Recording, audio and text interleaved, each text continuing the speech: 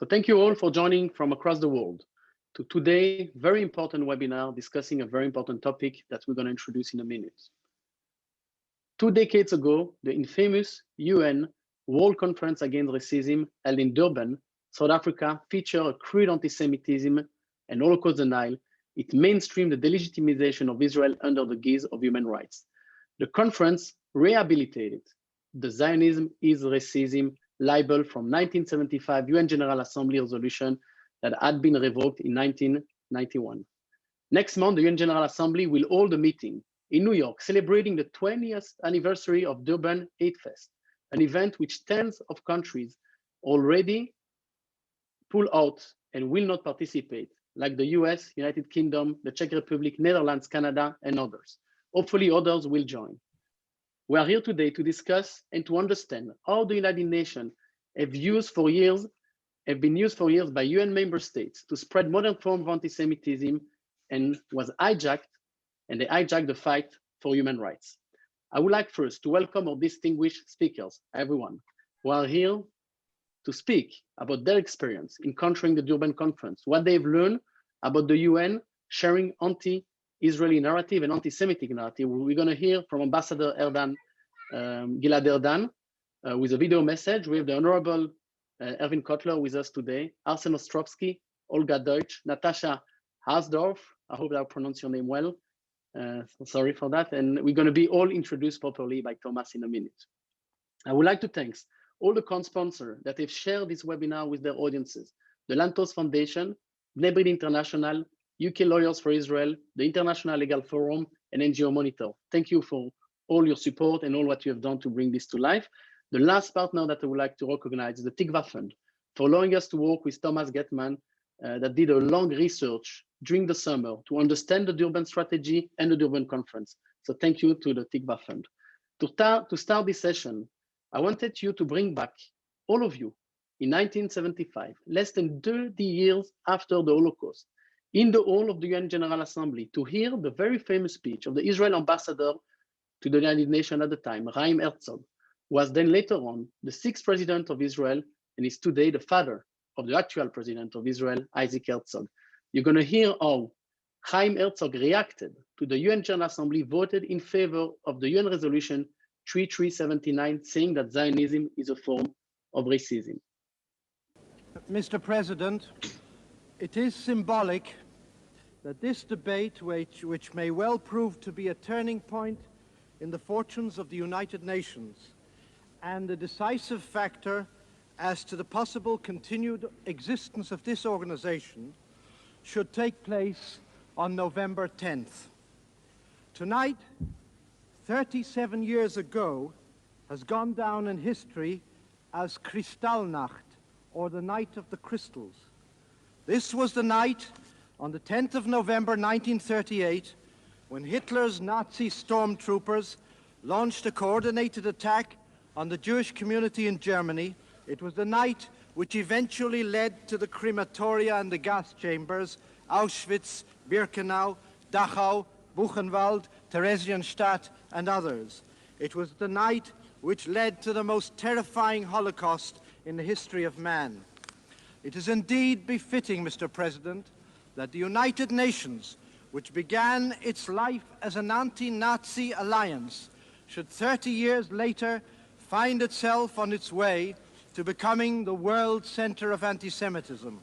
Hitler would have felt at home on a number of occasions during the past year, listening to the proceedings in this forum, and above all to the proceedings during the debate on Zionism. I do not come to this rostrum to defend the moral and historic values of the Jewish people. They do not need to be defended. They speak for themselves. They have given to mankind much of what is great and eternal. They have done for the spirit of man more than can readily be appreciated by a forum such as this one. To question the Jewish people's right to national existence and freedom is not only to deny to the Jewish people the right accorded to every other people on this globe, but is also to deny the central precepts of the United Nations. That was just one part of this very famous speech at the United Nations. I would like to take you all 40 years later on in 2021, when the new actual president of Israel, Isaac Herzog, spoke at the Global Forum on Anti-Semitism in Jerusalem about the upcoming conference, which is also amazing to see where we're standing. 40 years later, we are still in the same position. Let's hear the president of Israel speaking about the Durban Conference. Here is another agenda item in front of our eyes, and that is, of course, the next Durban Conference. We can analyze and understand the repercussions and results of previous rounds of the Durban conferences, and we must operate throughout the world in unanimity, in strength, with self-confidence and effectiveness to make sure to undermine the next Durban conference. Because that conference is a conference of hate and diatribe of the worst kinds, ridden with anti-Semitism in the worst sense of the word, a brainwash of what Jews are and what Israel is all about, which must be defended against by all means possible that we can use in modern day democracies, public discourse, and interface with governments and with opinion makers. How absurd it is that 40 years later, we are still in the same narrative, the same UN narrative. One time it was at the UN General Assembly, this time is at the Durban Conference. So to start the conversation of today, we are honored to have with us UN Ambassador, Israel Ambassador to the United Nations, also Israel Ambassador in the United States, Ambassador Gilad Erdan, that sent a very strong video message to open a conversation. So we are glad that Ambassador Erdan decided to participate, to share with us its thoughts on this very dangerous conference. And also, it's important to mention that Ambassador Erdan is a forefront of the fight against anti-Zionism, against anti-Semitism at the United Nations. He fights every day for all of us. So we're very glad that he's joining this very important webinar. Hello, everyone. I want to thank the Combat Anti-Semitism movement for putting together this important event, and Professor Irving Kotler, Canada's Special Envoy on Anti-Semitism and former Minister of Justice, NGO-Monitor, the International Legal Forum, and UK Lawyers for Israel. I look forward to hearing your meaningful insights on today's urgent topic. Friends, the violent attacks against Jews all around the world during Operation Guardian of the Walls, and the fact that a swastika was found at the US State Department are alarming reminders of the severe wave of anti-Semitism we have been experiencing and of the urgency that exists to take action. The attacks were also a clear demonstration of what we have all been saying for years. Anti-Zionism is anti-Semitism. Unfortunately, not everyone recognizes this fact. Some are fooled by the attempts of BDS and other anti-Semitic actors to hide their bigotry behind false claims of promoting human rights and fighting racism. These are the lies they spread to justify demonizing the Jewish state and calling for its destruction. The roots of these demonization attempts were planted at the UN many years ago. In 1975, the United Nations General Assembly passed Resolution 3379, outrageously claiming that Zionism is a form of racism. While the UN tried to remove this shameful stain on its legitimacy by revoking the resolution in 1991, it was too late. The damage was already done. The bias and anti-Israel sentiment had already penetrated the UN. It was therefore no surprise that this ugly resolution was reincarnated in 2001 at the Durban Conference. The conference, which had the worthy goal of combating racism, was hijacked by the Palestinians and other anti-Israel activists. As a part of the hostile conference, a declaration was adopted. While it contained many important elements, it tragically also politicized the important fight against racism by intentionally referencing the Palestinians under the section on victims of racism. And if the Palestinians are victims, it is clear who the declaration is calling the racist attacker. This is the event and the declaration that the UN General Assembly is going to commemorate in September. It is truly shameful. We cannot stand by as disgraceful accusations against Israel are spread. These words can quite literally kill. Delegitimizing someone is too often used as legitimization to attack them. And that is why I am in the midst of an intensive diplomatic campaign to get countries to join us in refusing to participate in the commemoration event. I have sent letters and held many meetings with ambassadors to urge them to pull out of the event. Over 30 countries have adopted the IRA working definition of anti-Semitism, but only 10 countries announced they wouldn't participate in the event.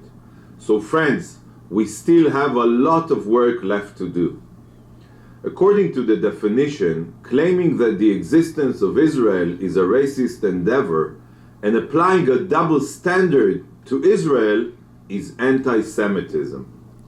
Referencing the Palestinians in the section of victims of racism in order to paint Israel as a racist country and not mentioning any specific conflict other than the Israeli-Palestinian one, a clear double standard, make the declaration clearly anti-Semitic. It is time for these countries to put their money where their mouth is and refuse to participate in the appalling commemoration event. Friends, while our campaign against the Durban event is extremely important, we must also continue to combat anti-Semitism in every country and in every institution, of course. At the UN, I am promoting two important initiatives in this regard. The first is promoting the adoption of the IRA definition as the official definition for all UN bodies. I have already discussed this issue with Secretary General Gutierrez. I believe that the definition will serve as a powerful tool to combat anti-Semitism at the UN and in its bodies that have been plagued with anti-Semitism like UNRWA. I would of course greatly appreciate your help in reaching out to the Secretary General and conveying to him the importance of adopting the definition. The second initiative is a resolution to combat the ugly phenomenon of Holocaust denial. We hope to pass the resolution at the General Assembly in January, at the 80th anniversary of the Wannsee Conference, the conference in which the Nazis coordinated the final solution to the Jewish problem. Friends, the demonization and the absurd claims made about Israel and racism are not only dangerous for the Jewish state, they are also dangerous for the Jewish people. We must all continue to make that clear to every country around the world, especially those committed to fighting anti-Semitism. They must recognize that anti-Zionism is anti-Semitism and act accordingly. They must not take part in the Durban commemoration event or any other event that puts the lives of their own Jewish citizens at risk. Together, we will continue to fight this ancient form of hate wherever it rears its ugly head. Thank you very much. So thank you very much to Ambassador Erdan for sharing his vision and for framing so well the problematic of the Durban Conference. Also, we can guarantee you, Ambassador Erdan, that we're going to stand with you in promoting the adoption of the IRA definition at the United Nations by many states, nation states, but also by cities and local entities. So we are definitely with you, and thank you for the great work that you are doing. I would like now to move on to Thomas Getman, a wonderful Tikva fellow that helped putting all this great event together, inviting the speakers and building exactly the program of today. Thomas has been working during all the summer in analyzing, understanding, to be able for us to advocate against the Durban Conference. And this is a very important meeting that is a result of this work. So thank you, Thomas, for what you do. And the floor is yours to lead the conversation with our wonderful speakers. Thank you so much, Sasha. In 2001, the UN convened the World Conference Against Racism in Durban, South Africa. The event, better known as the Durban Conference, was meant to be a landmark struggle to eradicate all forms of racism. From as early as the preparatory meetings leading up to the Durban Conference, an ulterior motive other than the ostensible purpose was evident. Jewish voices, such as Israel's delegation and Jewish NGOs, were barred from the planning conference, and the actual event became one of the most virulent breeding grounds for Jew hatred in the 21st century. The concluding document revived the rightfully repealed 1975 Zionism is Racism UN resolution libel and sought to sanitize violence against Israel under the protection of the UN human rights apparatus. The conference was also the launching site of the Durbin Strategy, a cooperative attempt to delegitimize Israel by perverting international human rights laws and practicing severe historical revisionism. This strategy is based on the transformation of the principles of universal human rights into fluid criteria that are applied uniquely to Israel. The strategy perpetuates the delegitimization of Israel and foments contemporary forms of anti-Semitism under the guise of human rights while operating under the protective cover of the United Nations. The recent rise in anti-Semitic violence around the world as a result of Israel's armed conflicts is a reminder of the dangerous repercussions that such an irresponsible double standard towards Israel has on the Jewish community. Without further ado, I'd like to introduce our impressive panelists. First, we have Olga Deutsch. Olga serves as vice president of NGO-Monitor, an Israeli applied research institute. She brings extensive expertise in international politics and Europe-Israel relations, with particular emphasis on international development, humanitarian aid, and civil society. Deutsch is an expert in advocacy and building effective strategies to address attempts to delegitimize Israel, BDS, and modern anti-Semitism. In her capacity, she works with elected officials around the world and is fluent in Serbian, English, Hebrew, and German. Next, we have Natasha Hausdorff. Natasha is the legal director of UK Lawyers for Israel Charitable Trust, a UK-based charity that advances legal education on Israel and anti-Semitism and provides legal support to victims of anti-Semitism, particularly anti-Semitism which manifests itself with regard to Israel. She is an expert on international law, including the law of armed conflict, foreign affairs, and national security policy. Natasha sits on the committee of the UK Association of Jewish Lawyers and Jurists and is a member of the Board of Deputies of British Jews and of the JD Corps of the World Jewish Congress. Last but not least, we have Arson Ostrovsky. Arson is the chair and CEO of the International Legal Forum, an Israel-based proactive global network of over 3,000 lawyers in 40 countries, leading the fight against anti-Semitism, terror, and the assault on the state of Israel in the international legal arena. He is a leading international human rights lawyer and a voice in the pro-Israel community.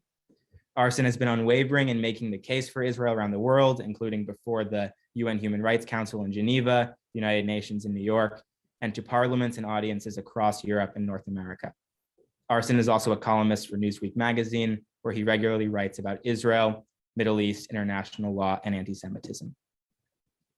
So now to get into the panel portion. I'll direct these questions to individual panelists. However, everyone is welcome to raise their hand and react and contribute. Olga, can you speak to the role that NGOs played in Durban in 2001 and how their influence has promulgated in the 2 decades following? Yes, Thomas, thank you. And thank you, Combat Anti-Semitism, for putting this remarkable panel together. It is a pleasure to join you and Professor Irving Kotler, Ambassador Erdan, as well as my friends and colleagues, Arson and Natasha. So let me start with basically your ending remarks, and that is the revoking of the Zionism is racism sentence that was first basically introduced in the resolution 3379 in 1975 at the United Nations. So we go way back with this concept of targeting Israel as a Jewish state, as we today call it the contemporary anti-Semitism, right? Instead of targeting Jews prior to the existence of the state of Israel. So this is not new on itself. What was new following or at the Durban Conference and following in the 20 years ever since is the way it was instrumentalized and implemented globally. And here the main focus is actually on non-governmental organizations, NGOs, particularly human rights and humanitarian groups. Just to get an idea of how this played out at Durban, in parallel to the official state conference where all member states participated and discussed how to combat racism, there was a global NGO forum that was supposed to be organized in parallel and sort of recruit the civil society globally in also taking on their shoulders this important task of fighting racism in all its forms. But what happened there instead is that we had a gathering of over 5,000 NGO activists representing more than 1,500 NGOs that simply exploited this conference and the UN platform and the global stage that it received as a vehicle for promoting political warfare against Israel. I have not been there personally, but I was at the preparatory meetings back then of the student delegation of the European Union of Jewish Students, which I later on chaired as their president. And I remember also when the delegation came back, and I cannot say that I ever witnessed anything as remarkably traumatizing for young Jews ever since. I think this was the first time that we as Jewish people in the post-Second World War era experienced such institutional anti-Semitism that was wrapped around Israel, the only Jewish state in the world. The final declaration that was adopted at the Durban Conference labeled Israel as apartheid, stating that it is guilty of ethnic cleansing, genocide, and war crimes. And the NGO goal that was crystallized there and clearly communicated was simple: a complete and total isolation of Israel as an apartheid state. Yes, it doesn't sound surprising because moving forward 20 years later, only earlier this year, we had one of the leading international human rights groups, such as the Human Rights Watch, issue a full-blown report on over 100 pages proving that Israel is an apartheid state.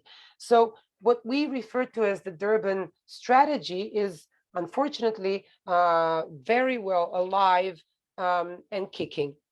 In the 2 decades since the Durban Conference, basically, we have seen an implementation of the Durban strategy by NGOs, human rights and humanitarian groups, those that are supposed to be the pioneers of protecting the, protecting the weak, fighting dictatorship regimes, and flagging those places and those cases where human rights are violated or there is a dire need to provide humanitarian aid. And instead, they have been pioneering a campaign, an orchestrated campaign against the Jewish state. And it has taken many different forms. I'll start with the BDS, the global boycott movement, that has sought to label both Israeli businesses or local businesses doing business with the state of Israel. And by the way, not only behind what is referred to as the green line, but in many cases, completely boycotting Israel. It has taken forms of lawfare against Israel, seeking to label Israeli politicians and military leaders as war criminals, orchestrated political efforts to block military sales equipment deals to the state of Israel. And as I said, a complete exploitation of the term apartheid. And obviously, the cynical part of it is clear here, that the Durban Conference in 2001 took place in South Africa. And no other country ever since has even been brought in the context of apartheid other than Israel. What was so striking is that you had the biggest international human rights and humanitarian groups, such as Human Rights Watch, Amnesty International, War on Want, all the way to smaller groups in individual countries, and then an array of Palestinian NGOs that have participated and afterwards taken this Durban strategy and given it life, and they continue to do so. In many cases, this Durban strategy that was orchestrated there is linked and accompanied by blatant anti-Semitism. And it takes both the classic forms in using imagery such as swastikas, putting it in the middle of the Star of David in the Israeli star, but all the way to comparing Israel to Nazi regime, singling it out, and so on. It has targeted Israeli businesses and Jewish businesses. Many of these groups, particularly the Palestinian ones, have reported ties to EU, US, Canada, and obviously Israeli designated terror groups such as the Popular Front for the Liberation of Palestine, Hamas, and Hezbollah. This strategy has also taken form of addressing international businesses by penetrating their corporate social responsibility policies in trying to introduce attempts to boycott Israel as a form of corporate social justice, right? And last but definitely not the least, last year we have seen the culmination of the case against the state of Israel at the International Criminal Court in The Hague. By the way, the first time that this was mentioned as one of the tools or strategies to attack Israel was at the infamous Durban Conference. Now, what is important to mention here when talking about NGOs as the main vehicles of implementing this strategy is that they don't do that in a vacuum. Because they have labeled themselves, and they have been labeling themselves as human rights and humanitarian groups, they have developed a type of a co-dependent relationship with governments around the world and international bodies such as the UN, Council of Europe, and so on. On one hand, these governments offer financial and other support to these groups, as they see in these NGOs important vehicles of both addressing dire violations of human rights around the world, but also as experts on providing humanitarian aid. And in return for this funding and the international platform, the NGOs are granting donor governments sort of a legitimacy because they are reaching out to the broader civil society, thus believing that they're making the entire process much more democratic. But by doing so, these NGOs are given an even greater importance because over time, they have gained such political influence that we see government after government quoting their reports as as experts and as the biggest source of facts and figures on which they base their policies. But in an attempt to zoom out, sort of, I would say that the greatest danger in what has happened in the last 2 decades since the Durban Conference is that basically because of this symbiotic relationship between international development and cooperation in humanitarian programs by governments and the non-governmental organizations, there has been a process of hijacking human rights, everything that is just, and particularly when we look at the younger generations that are so far, so remote from 2001 or even what happened before, there is very little discussion on that is based on facts and figures. Rather, these groups are given almost a blank, legitimacy for just about anything they say. And in so doing, I would say,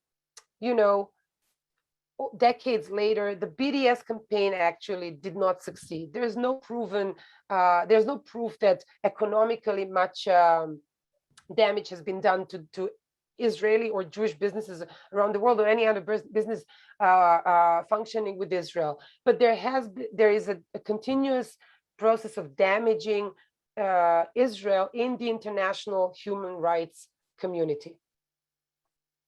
Thank you. Natasha, as someone who has advocated for Israel in the international arena, what is the legacy of the Durban Conference and what ripple effects have the Durban strategy had on international law? Well, Thomas, thank you very much for the question and also to Combat Anti-Semitism for having organised this. It's a real privilege to be amongst my fellow panelists. And the halo effect that Olga has just described is a significant factor here. Also, the prominence of the Durban Conference at the United Nations, together with the fig leaf of anti-racism, all of this does have a broader impact on the increasing incitement of hatred against Jews around the world, as we've heard, at a time when we are seeing a substantial increase in anti-Jewish hate. And over the course of the last few months, we saw this manifesting itself increasingly also in violence against Jewish communities around the world. And aside from the appalling anti-Semitism that has accompanied the previous conferences, perhaps we might describe that as the unofficial legacy. The official legacy of Durban is the Durban Declaration and Programme of Action that we have heard about. Now, this, of course, dates back to the first Durban Conference in 2001. And in practice, it is the 21st century reincarnation of that Zionism is racism slander. After the Zionism is racism resolution, which was first adopted, as we've heard, by the UN General Assembly in 1975, after that was revoked by the General Assembly in 1991, it really was the Durban Declaration that took its place. And according to that declaration, we've heard Palestinians are the victims of Israeli racism. Israel is the only state specifically mentioned in the entire Global Manifesto, notwithstanding that it purports to address racism and xenophobia the world over. It singles out the Jewish state in a manner that has become entirely acceptable in the international arena and also in academic discourse. And Olga has very aptly described the interplay between that through the vector of these NGOs. Stepping back for a moment, it also seems to follow that in order to justify their hatred in a socially acceptable way, anti-Semites need a rationale that they can pass in polite society, and ideally one that appeals directly to the highest source of authority that is currently in fashion. And anti-racism has for some time now been that vehicle. But the tactic that Durban 4 represents is certainly not a new one. it strikes me that there was also an interesting op-ed by Mahmoud Abbas in the New York Times in 2011, where he clearly set out his agenda on this. He wrote that Palestine's admission to the United Nations would pave the way for the internationalization of the conflict as a legal matter, not only a political one, and also pave the way for us, the Palestinians, to pursue claims against Israel at the United Nations, human rights treaty bodies, and the International Court of Justice. That was Abbas's declaration of lawfare, the abuse of international legal institutions to continue to wage war against Israel. And it has been incredibly successful because underpinning everything that has been happening across international legal institutions, for example, as Olga mentioned, at the International Criminal Court, underpinning it all is a deluge of propaganda and misinformation from tens of so-called human rights NGOs, civil society organizations, whose raison d'etre is to publish misinformation about Israel and international law, and to manufacture these allegations of war crimes and racism. Durbin is a big part of that. And we can see links between how the General Assembly propagates these smears and other institutions like the International Criminal Court, the ICC, rely upon them. This has been decades in the making, and the damage it is causing is not just to Israel, but to the international rule of law. And that damage is immense, as is the damage, I would say, to the real victims of human rights abuses and racism around the world. You know, when we consider that the record, for example, of the UN Human Rights Council, which was established in 2006 to address human rights issues around the globe, when 100% of the UNHRC's condemnatory resolutions in its first year targeted Israel, and when Israel remains the only country in the entire world that has a permanent agenda item dedicated to it, I see that as inextricably linked to the Durban strategy. It serves to ignore real human rights abuses and real victims, and it devalues international law. What would you say Durbin represents in the continuity of Jew hatred? I would say it represents the current, more modern, acceptable form of anti-Semitism. So in terms of its focus, anti-Semitism is often looked at Jews as a collective. So while individual Jews might be tolerable, anti-Semites have had a primary problem with Jews as a separate collective identity, and therefore the targeting of Israel as the Jewish state came to prominence. And I think this is also where the analysis of the late, great Rabbi Lord Jonathan Sacks exemplified the mutating virus of anti-Semitism.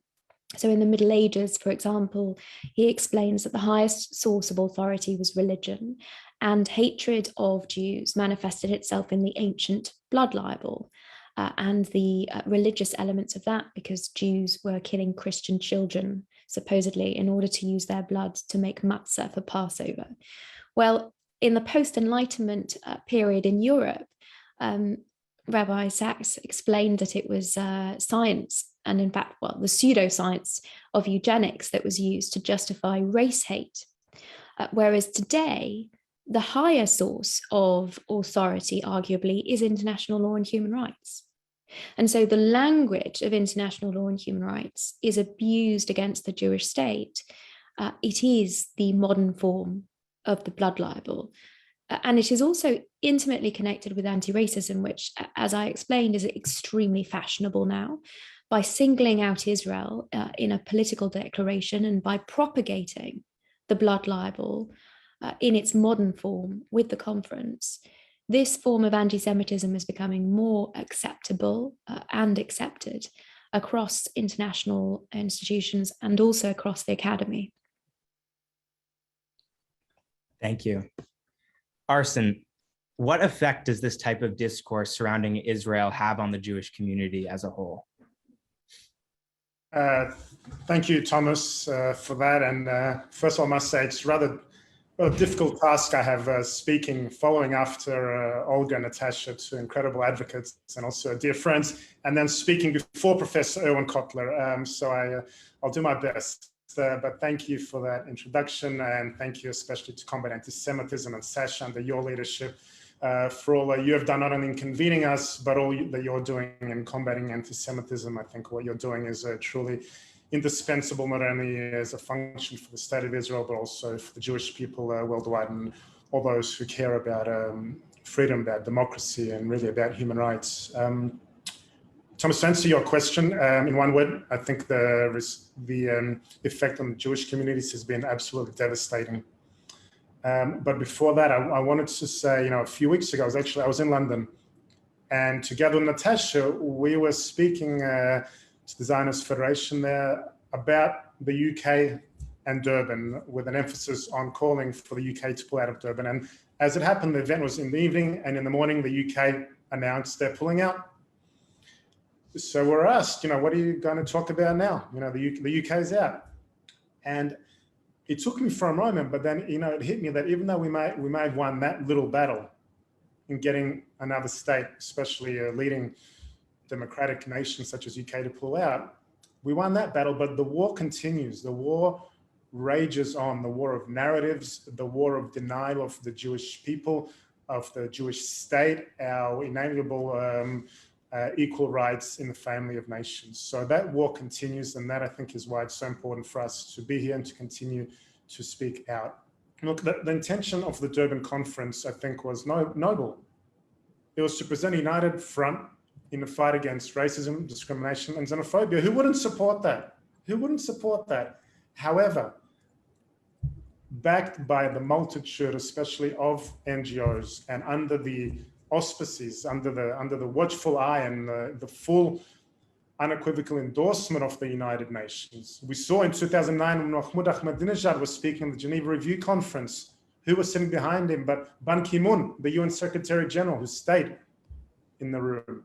So what eventuated was that it became this unhinged hotbed of sheer unbridled Jew hatred, anti-Semitism, and the vilification of the state of Israel. Durbin was meant to fight racism, but in the end, Durbin became a vehicle to promote racism, and against one group and one group only, the Jewish nation, by singling us out for special program. It revived the Zionism is racism slogan, the claim that Israel is an apartheid state. It distorted the Holocaust. It made allegations of war crimes, crimes against humanity, against Israel. And as Natasha and Olga both spoke about so eloquently in terms of how that's now been crystallized within the entire, not just the civil society and human rights network, but also within the UN infrastructure, within the UN bodies and the UN resolutions, as we've seen, and as we will again see come September 22nd when they vote to adopt the Durban Declaration, the same declaration that singled out Israel for these outrageous crimes. Importantly, also, I think we need to keep in mind, in light of current political circumstances, that Durban became the birthplace of the modern BDS movement. And so what happened in 2001 is inextricably intertwined to what is happening today in 2021. Today, we're seeing anti-Semitism, anti-Zionism, and Jew hatred, which, as far as I'm concerned, I think most of us here would agree is one and the same, surging, exploding around the world. In the 2 months of May and June, we saw over 80% in anti-Semitic attacks in the United States. The CST, the Communal Security Trust in the UK, said that there was something like, I think, in excess of 500% increase in anti-Semitic attacks. We all saw the hideous, the vile scenes of the convoy of cars going through the streets of the UK, chanting those abhorrent chants. We saw groups literally going through the streets of London yelling, "We want Zionists, we want their blood." This is 2021. This is not 1939 Germany. This is 2021. at the end of the day, I think this kind of explosive climate that we're seeing doesn't happen in a vacuum. And I think that's imperative to underscore for all of us. The seeds of this extreme, this vicious and unrestrained outbreak of violence against Jews, of this lawfare campaign against the state of Israel, which we're seeing both at the International Criminal Court and in the UN infrastructure and the UN bodies, from the UN General Assembly, which will come to condemn Israel yet again this September, to the UN Human Rights Council, to UNESCO, and to other organizations. I think, as Professor Kotler has said a number of times, that no one is saying Israel should not subscribe to the infrastructure of international law. Of course it should, but the problem is Israel's been systematically denied equality before the international community, and none more so, I think, than at the UN, which has this ingrained, unrestrained and systematic campaign of singling out the Jewish state, applying double standards and demonizing us, denying our equal rights. I think as we've seen, that's throughout history, in the last 100 years, that, and again, it really underscored since what we saw in May, these kinds of actions, these words that were crystallized in Durban 2021, they have consequences. Such hate leads to violence against Jews, and that is unequivocal. Such acts of unhinged violence that we've seen and that we continue to see of Jews literally being beaten up in broad daylight in Europe and North America are a direct result of this pervasive discourse vilifying and demonizing the state of Israel, the Jewish state, all under this pretext of purported criticism of Zionism and Israel, the very foundation of which was born in Durban 2021. We have seen already at least 10 courageous countries stand up and say they will not participate in this festival of hate because it is inextricably tainted to anti-Semitism, and that because it singles out Israel for extreme bias and assault. But there are another 180 plus nations and UN member states that have not pulled out, that will be attending, that will be lending credence to this unrestrained festival of hate. Now, I don't so much care about Iran and Syria, North Korea and Venezuela. I know which side of history they stand. I know which side of history Iran stands, which just today is swearing in its new president, a mass murderer, a butcher and a war criminal whom the international community is embracing yet again. But what about our allies? Our allies in the allied in Europe, in the international community? Where are they? Where is France? Where is Poland? Where is Spain, Belgium, Norway, Sweden? Where are those nations? Where is their commitment to fighting anti-Semitism, to fighting racism, to standing with Israel and promoting tolerance? Anyone who truly, I think, cares about fighting this pandemic of racism, this mutating virus, as Lord Rabbi Jonathan Sachs referred to in a speech before the European Parliament in 2006. Anyone who truly cares about promoting tolerance should not give credence to this anti-Semitic festival of hate and ought to withdraw from Durban 4 in September, not just for the Jewish people, not just for the state of Israel, but to show that they're truly committed to human rights, that they're truly committed to the rule of law, and that they're truly committed to fighting racism in all its forms, including anti-Semitism. Thank you, Arson. To shift our conversation a bit towards advocacy and what we can do before our concluding remarks by Professor Kotler, Arson, can you speak about what tools we have to combat anti-Semitism and what steps we can take? And to all panelists, let's try to keep our answers like 3 minutes. It's a great question, Thomas, because at the end of the day, I think it's all well that we are here talking about the ills, the dangers of Durban. But ultimately, I think at the end of the day, not just at the end of this conference, we have to come away with a set of action items and tools and ideas that we can all go away with, not just us as professional organizations, communities, but also to the broader public and those that are watching this webinar, and those that, as I said, all over the world, wherever they may be, care about this fight. Look, I think there's a couple of things that we need to stress on. The first is education, and I'll repeat again, education. I think that is imperative, especially with respect to the youth, especially with respect to those that are on campus who are really, I think, today at the forefront of this campaign of hatred, this campaign of denial of rights, that are standing up for Israel and that are experiencing this vicious, virulent hatred and anti-Semitism masked in anti-Zionism.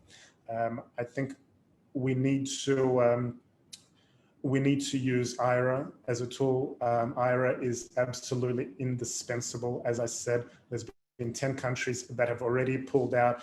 IRA has been adopted by something like 30 plus countries around the world. It is the most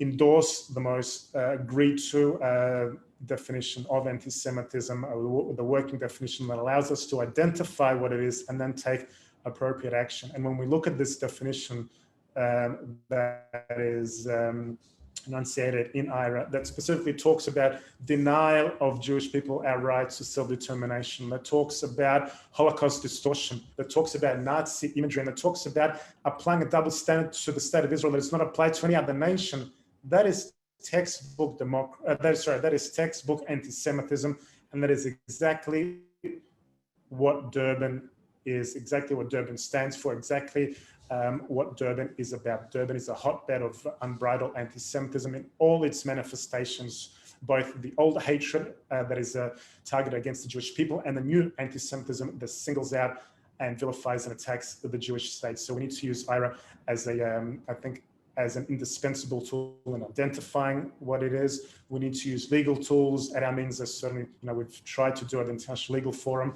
We need to go against those that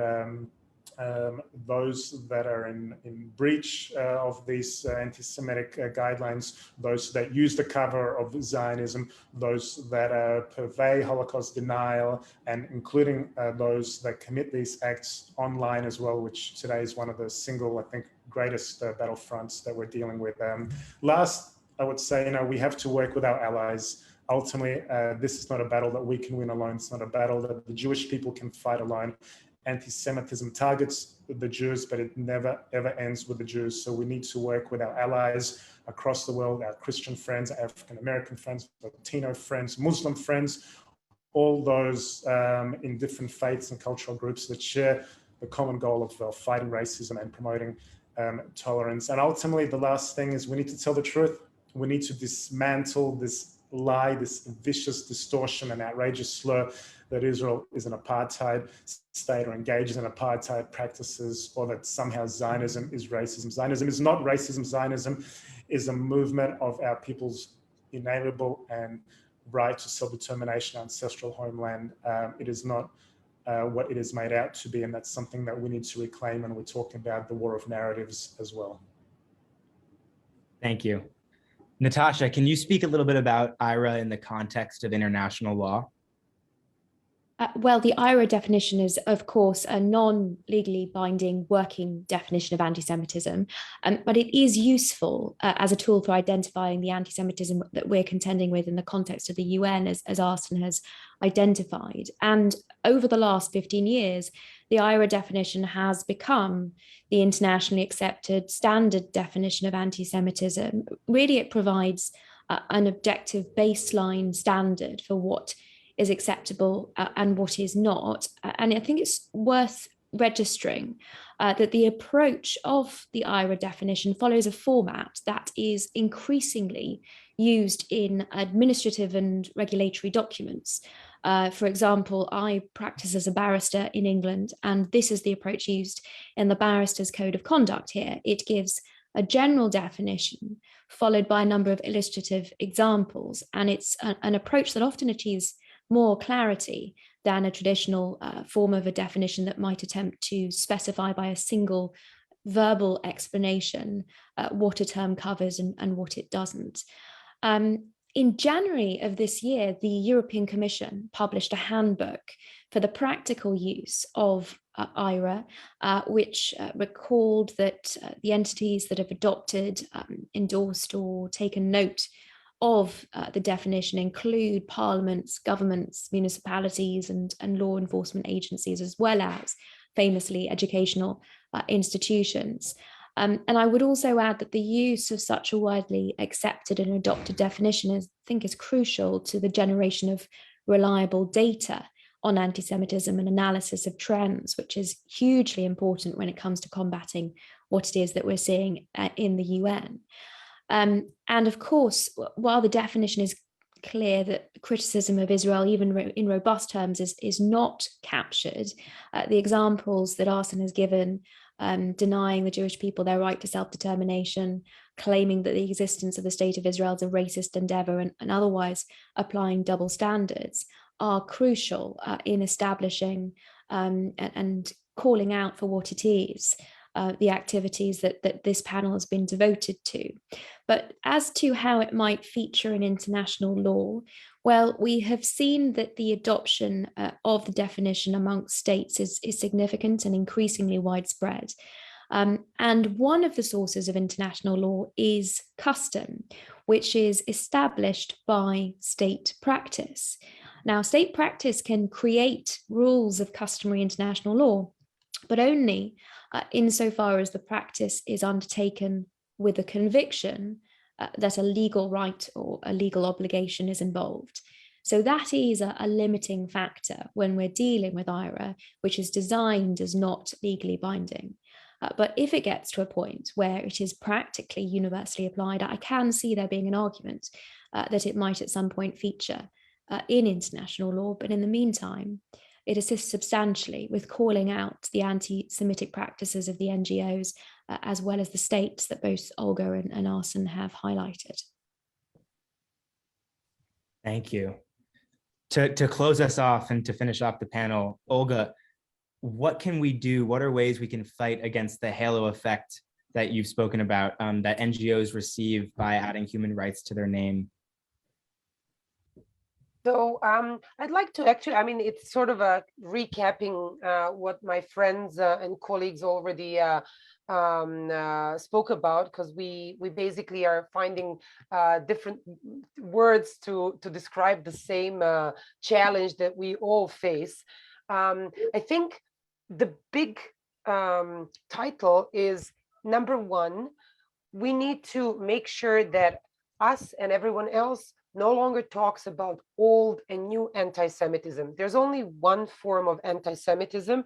We can call it contemporary, but it basically uses the medieval imageries and motifs and just puts them in a modern contemporary robe, which is embodied in Israel as the only Jewish state. So whether you call someone a Jew prior to 48, or a Zionist today, at the end of the day, you are trying to say the same.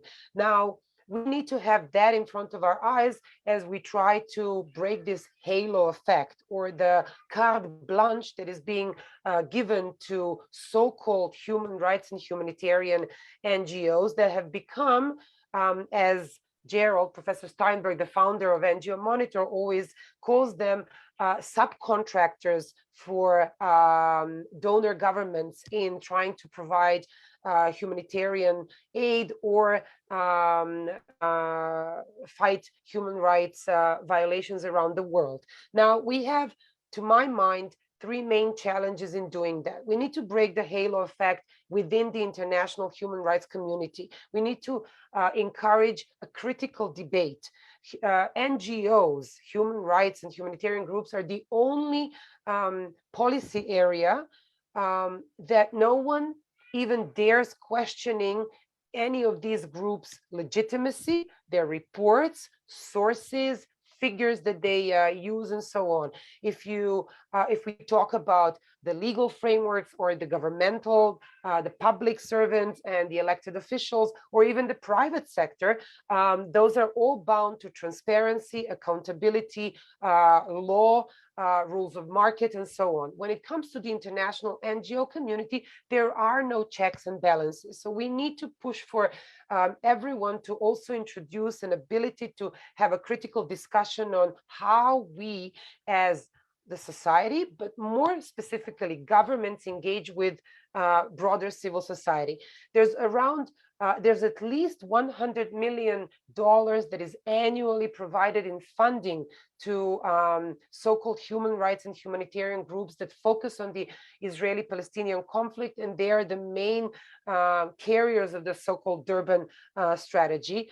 And unless we are able to critically discuss what they actually do and whether they promote any human rights, we will not really get further than we are today.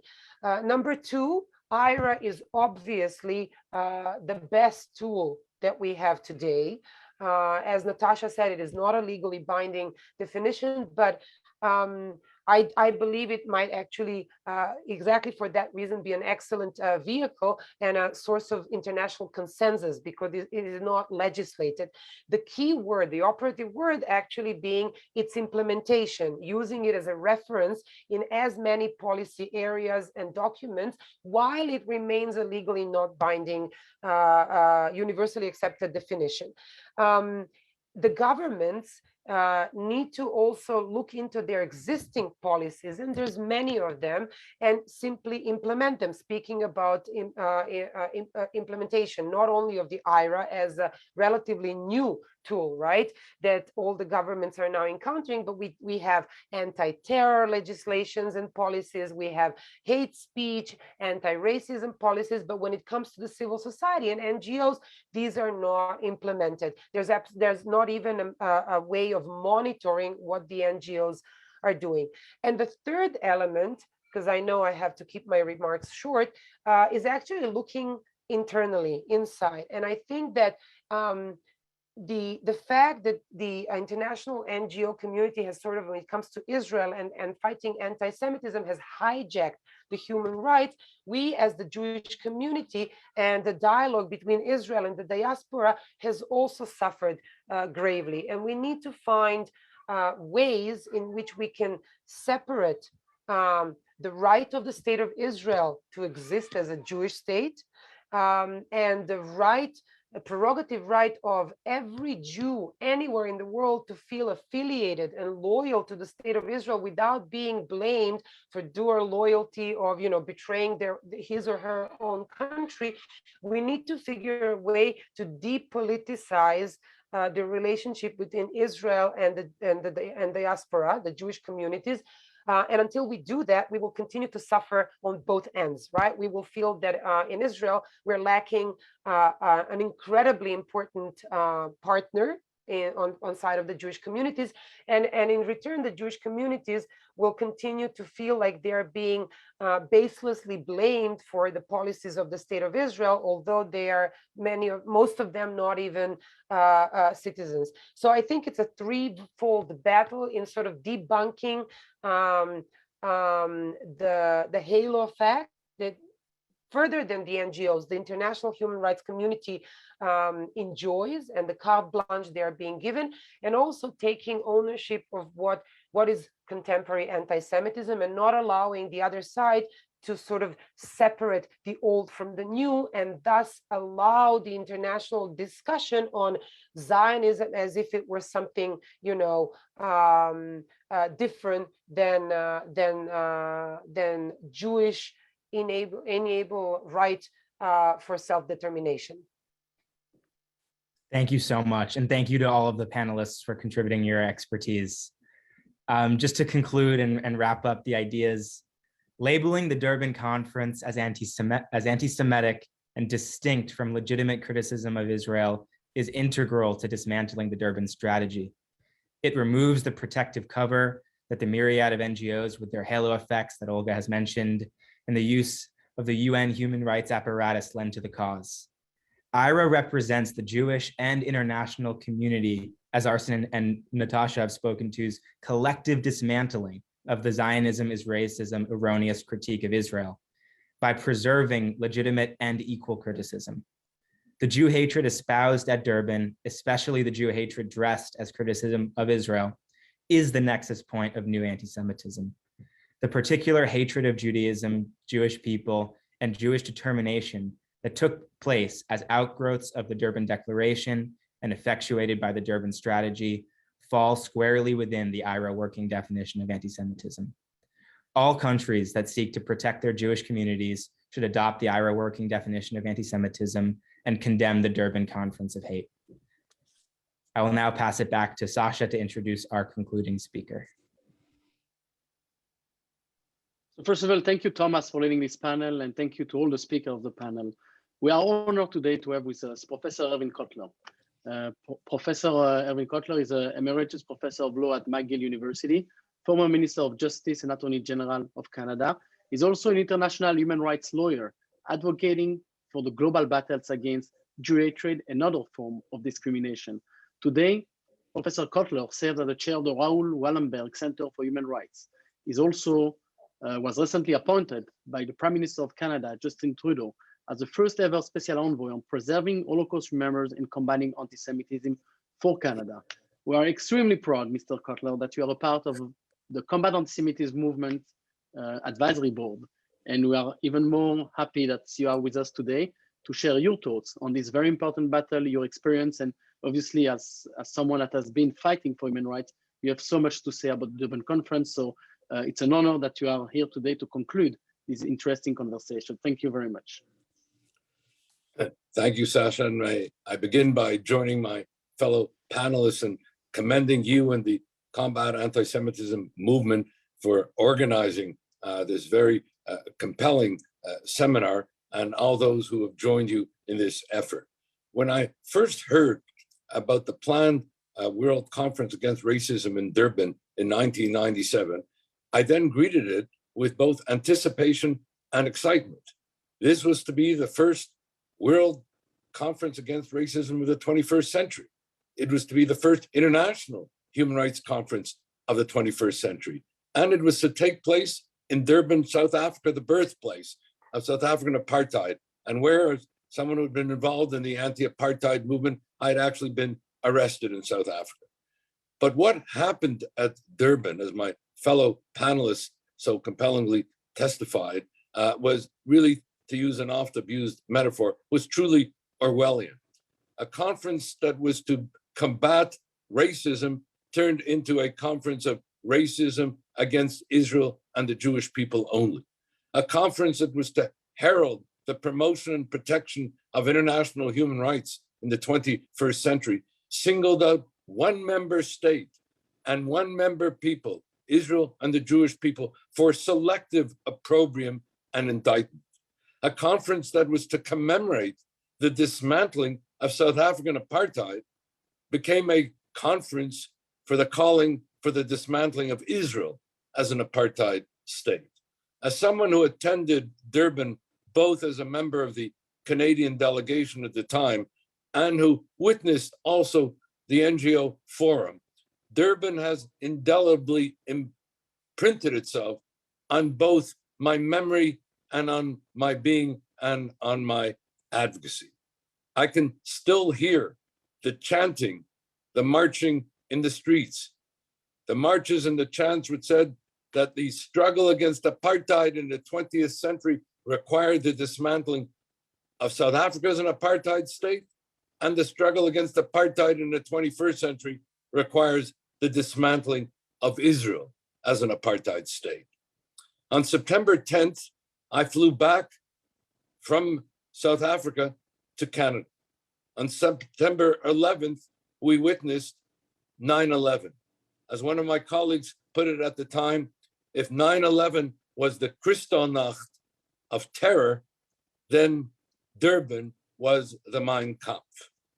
20 years later, the Durban legacy of hate finds expression not only in the old, new, escalating, global, virulent, sophisticated, and lethal anti-Semitism, but where this anti-Semitism is underpinned by a series of dynamics that are not as well appreciated as they should be. First, the mainstreaming, the normalization, the legitimation of anti-Semitism in the political culture, and the absence of outrage, underscored by indifference and inaction.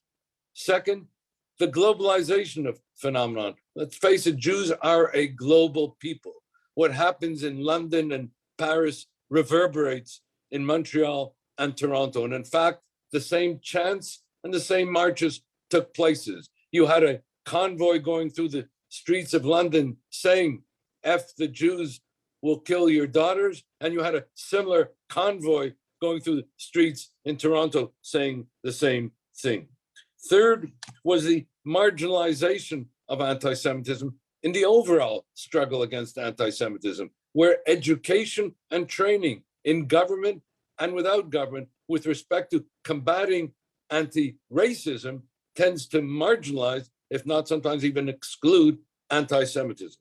Number four is the laundering of anti-Semitism under the very cover of anti-racism. And number five, the revival of the classic anti-Semitic tropes of the Jews as the poisoners of the wells. And so what then can we do?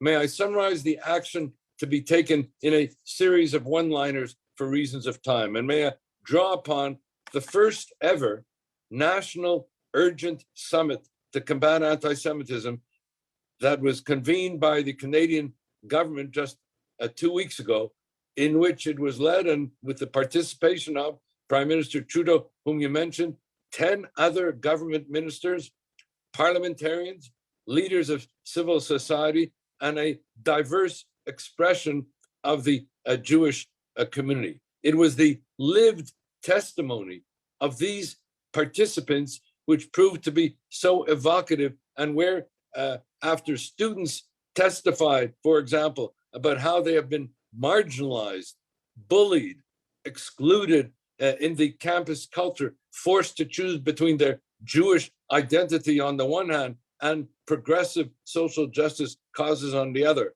When Black Jewish women who participated themselves, the embodiment of intersectionality, showed how they were not only targeted as women, as Blacks, but mostly targeted as Jews. This, I think, invited the Prime Minister, who then opened his remarks by saying that the combating of the 3 Ds, the delegitimization, demonization, and double standards regarding Israel and the Jewish people will be, as it has been, a priority for our government as a matter of principle and policy. And in this, he was joined by other ministers, all of whom, I might add, referenced the importance of the IRA working definition on anti-Semitism. So here I will close with a number of the one-liners against this backdrop. And this took place, as I said, in the summit, and I'm drawing upon it. Number one, I would recommend that other countries be encouraged to hold similar national action summits to combat anti-Semitism and to develop national action plans for that purpose. Number two, in mid-October, Sweden will be holding in Malmö, Sweden, the 20th anniversary conference to commemorate the Stockholm Declaration, which established IRA, from which the IRA working definition was developed, which in effect set forth the principle of the Holocaust as a paradigm for radical evil and anti-Semitism as a paradigm for radical hate. We need to work with governments because the Malmö conference has asked participating governments to share pledges for the combating of anti-Semitism. And we need to work with them now in the formulation of those pledges. Number three, and it has been mentioned before, I won't say more about it, but enhancing not only the adoption, but the implementation of the IRA working definition on anti-Semitism, which is not only, as has been mentioned, the most authoritative, comprehensive, and international definition that we have, but sometimes forgotten, the most representative, because it was democratically adopted by intergovernmental bodies, governments, parliaments, civil society leaders, scholars, and as one who was present at the creation, so to speak, I can attest to the representative character of this definition. Number four, we have to mandate, and this was also mentioned by the panel, Holocaust education and education about anti-Semitism, because this is being increasingly marginalized, I said, in both government policy and in education. Number five, we have to combat the alarming growth in anti-Semitic hate crimes. 2020 was the year in which we witnessed the highest rise of anti-Semitic hate crimes in Canada, the US, Europe, and elsewhere.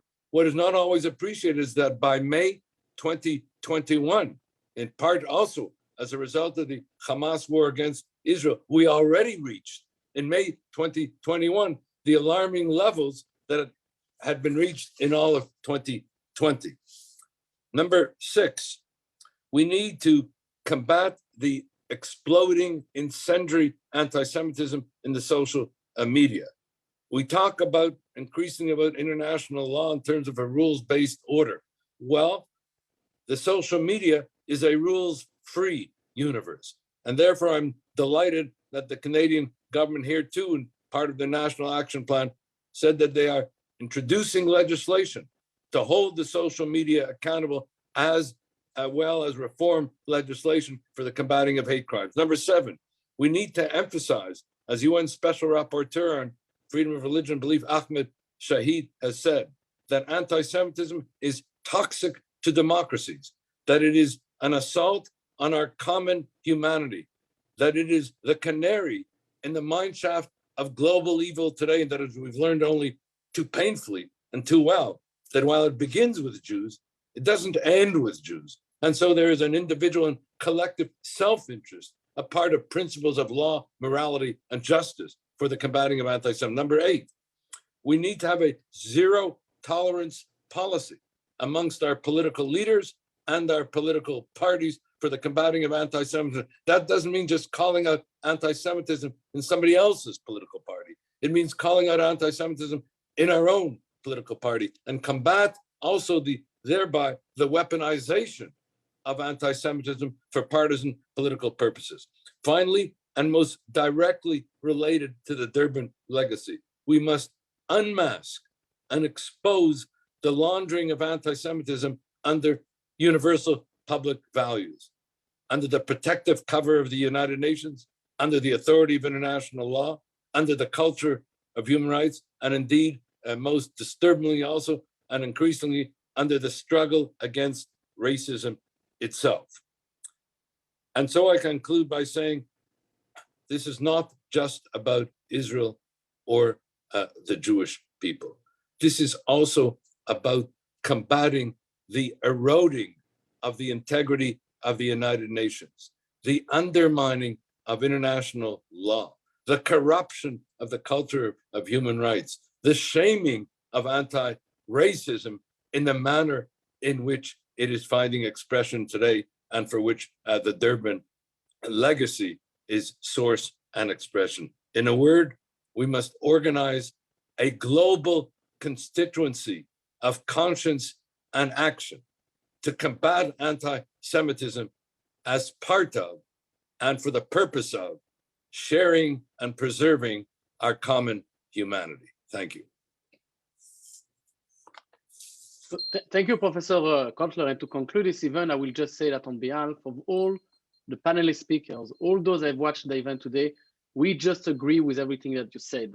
I think that we can have someone better than you to summarize this very important discussion. And we just agree with your action plan, and we are behind you as one of the leaders of this global fight. We thank you for all what you do, and we support your actions.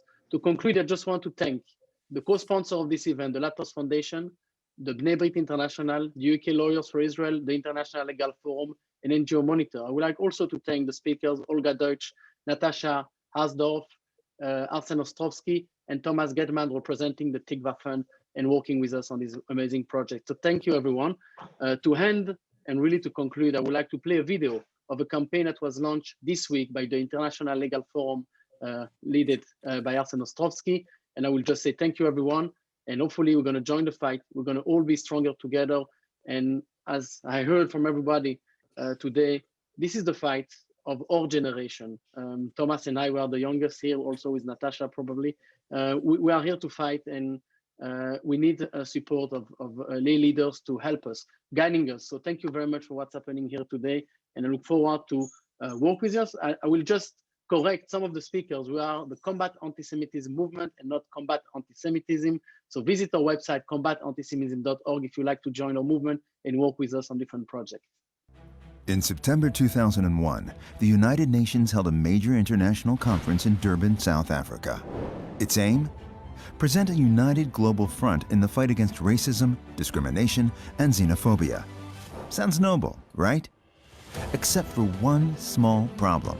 Durbin descended into an unhinged display of Jew hatred and anti-Semitism. From reinventing modern blood libels to charging Israel with apartheid, and from equating Zionism with racism to Holocaust distortion.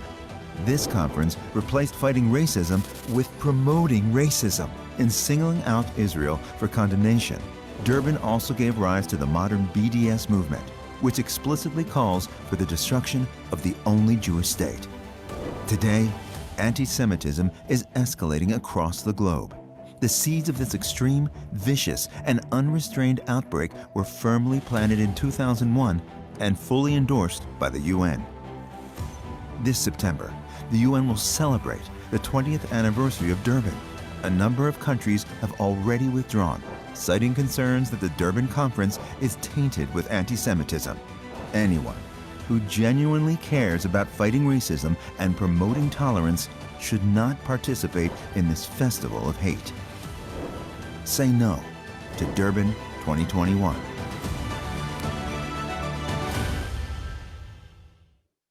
So thank you, Arson, for producing this video. All the recording of this event and this webinar will be available on the website of Combat Antisemitism. So visit our website if you want to review, to listen once again to the speaker, and thank you, everyone.